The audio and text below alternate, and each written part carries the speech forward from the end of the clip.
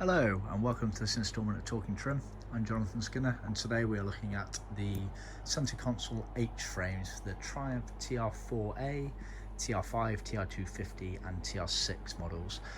So you may have seen an earlier video that I did on YouTube explaining the bare basics of the retrim kit that we offer with the foam padding and then the original center console H frame.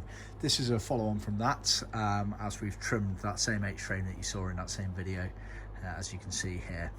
However, for those that maybe haven't seen that video, feel free to obviously watch it. Link should be in the description below, but I'll just go over the bare basics. So we're talking about this part here. So it's applicable to, like I said, the TR4A, also known as the TR4IRS, the TR5, TR250 and TR6 models. Now the H frame actually changed between those cars. The TR6s had a kink out there for the side speaker panels. However, the retrim kit that we offer is generic for all of them and the trimming process is exactly the same. So this is the retrim kit that we offer. This has been done in black vinyl. Because of the way it's made, it has to feature some top stitching detail, as you can see there. We can offer it in different colours and obviously in leather if you prefer. Originally they were always a black moulded plastic, sort of vacuum formed around it. Didn't have any stitching on it, but like I say, the way it's made has the stitching on it. Does add a nice little detail to it, as you can see. The foam padding isn't necessarily required. It really depends on the condition of your original H frame. As you'll see from the previous video, the one that we were doing, which is from a TR4A, was in not great condition, so we'd had to filler in quite a few areas there, and then we were worried that going over the top of it just with the vinyl would detract from the overall finish and look, because you'd start to see every little dink and divot in there. So we have used the foam there. So basically the trimming process here, you effectively do what you can in terms of patching up the original one using a filler, as per detailed in the previous video, and then you glue the foam to the main framework section there, top to bottom, and then also the nose section where the gear stick comes out of there. So as you can see here, just get rid of the support there. Oh, there we go. Right, been trimmed around. Very neat job. It is quite a tricky job, quite time consuming. It looks simple, but it's really not that simple.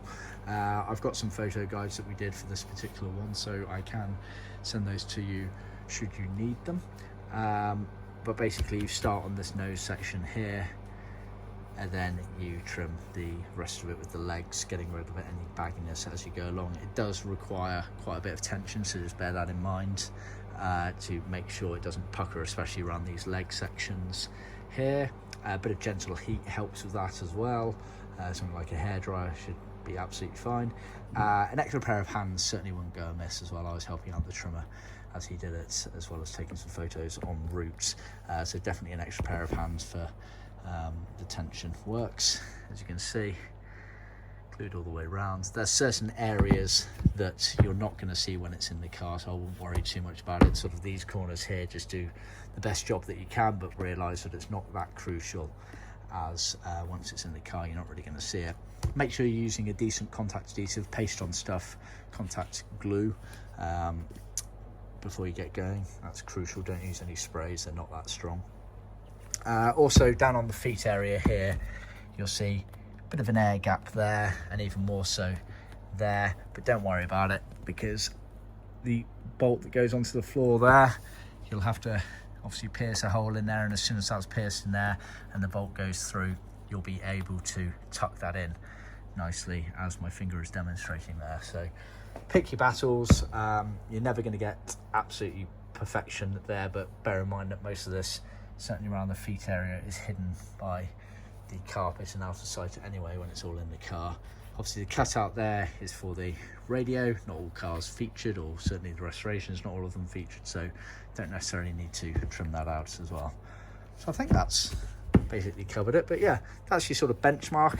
As ever with these sorts of things, the covers are made very consistently on the CNC machine that I'm stood at the moment, so we know that the covers work, so that's the benchmark you should be working to, either yourself or a professional trimmer. If it is not coming out like that, then give us a shout. We can guide you are the best way of doing these things.